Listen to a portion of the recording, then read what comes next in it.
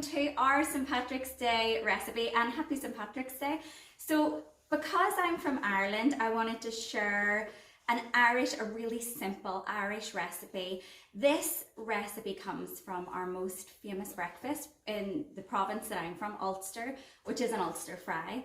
And a staple of that breakfast is potato bread, and that's what we're going to make today. There's two reasons I'm going to share this recipe with you.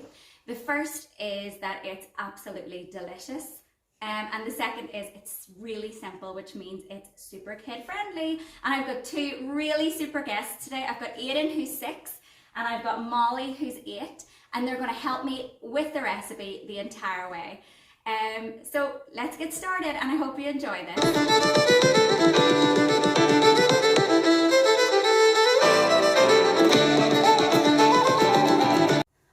Recipes tend to be really simple, and this recipe only calls for 4 ingredients. So the first thing you're going to need is potatoes, 1 pound of potatoes, or if like me you don't like to weigh, you can use 4 large russet potatoes.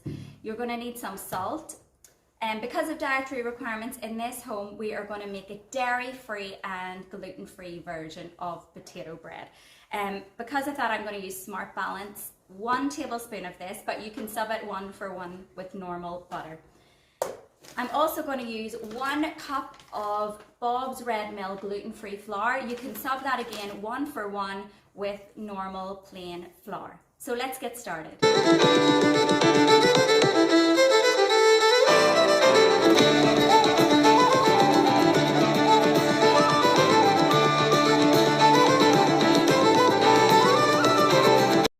Potatoes have cooled, you can now begin to mash them. Add the butter in, so only about 1 tablespoon of butter, or as much as you'd like really.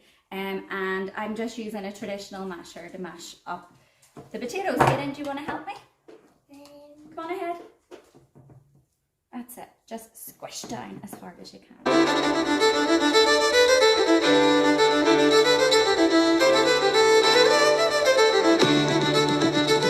Once you've got really smooth mashed potatoes, you can start, this is 1 cup of sifted flour, you can start adding it bit by bit. You don't want to add too much, and it's all about the texture of the dough. So we're just going to add a bit. There you go, Molly, if you want to start kneading it with your hands. I always use your hands. Kids love using their hands. So let them just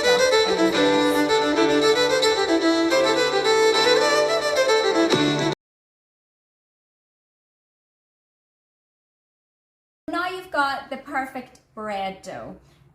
What traditionally happens now is you cut the dough into 6 equal sections and roll them into tiny balls.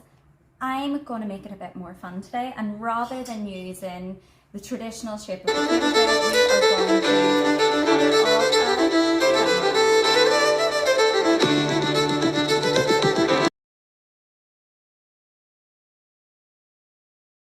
So the next bit is one of the more fun bits. Lightly dust some flour onto your surface. This stops the dough from sticking onto your surface, and lightly flour your rolling pin. Roll one of the balls down, and once you've got it, I would say about 1/8 of an inch thick, then you can start to make it a